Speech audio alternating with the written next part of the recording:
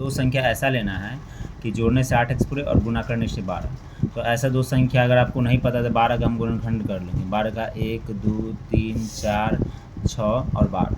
इसी में से दो संख्या ऐसा आएगा जो जोड़ने से 8x पूरेगा और गुना करने से 12। तो 2 और 6 पूर रहा है, 6 2 8 और 6 दूनी 12। तो यहाँ पर लेंगे x² प्लस 8x प्लस 12।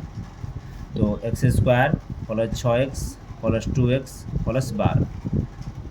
अब देखिए फैमिली बड़ा हो गया तो इसको हम छोटा छोटा कर देंगे, इसको इधर कर देंगे, इसको अलग कर देंगे। और इसमें कॉमन मान के चलिए फैमिली अगर बड़ा भी हो जाता है, चाहे दोस्त दोस्त में झगड़ा हो तो कुछ ना कुछ कॉमन। x² प्लस 6x, इसको में कॉमन क्या है देख लेते हैं। x² को फैक्टराइज करके x हो गया, 6x है, 6x हो गया x गुने 6। दोनों में क्या मिला है, x मिला है, तो x हम कॉमन ले लिए, x प्लस 6 हो गया। फिर यहाँ पर 2x है तो x गुने 2 है और 12 है, 6 दूनी 12। क्या मिल रहा है आपको, 2 मिल रहा है, 2 कॉमन हो गया, 2 यहाँ पर ले लिए, x प्लस। कितना भी झगड़ा में लड़ाई पीट हो जाए मगर ये दोनों सेम टू सेम रहेगा। अगर आपका ये सेम दोनों नहीं रहा तो आपका सवाल गलती हो जाएगा। तो x प्लस 2 हो जाएगा और x प्लस 6, ठीक है। अब शून्यांक का हरा निकालने के लिए x प्लस 2 बराबर 0, शून्यांक मतलब होता है कि इसके बराबर 0 देना, और x प्लस 2 बराबर 0 तो x बराबर की इस साइड लाएंगे तो -2 हो जाएगा।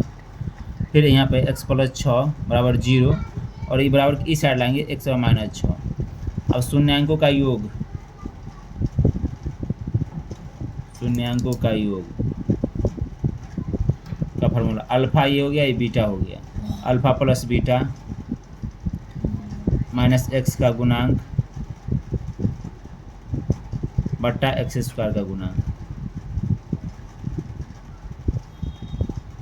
तो अल्फा कितना है जी आपका -2, बीटा क्या है -6, x का गुणांक कितना है जी -8, x² गुणांक 1।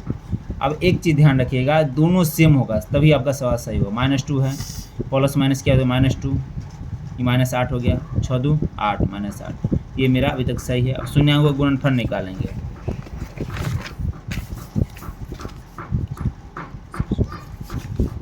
शून्यांकों का गुणनफल,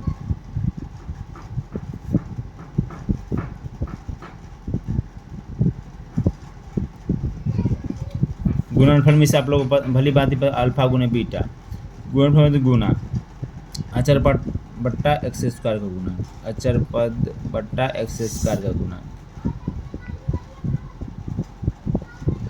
तो अल्फा क्या है जी -2, बीटा क्या है -6, अचर पद कितना है जी 12, x² कितना।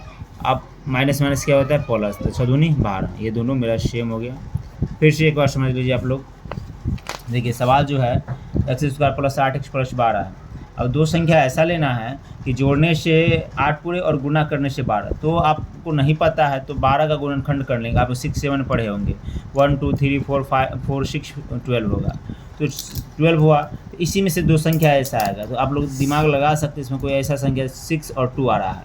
तो x² plus 6x plus 2x plus 12।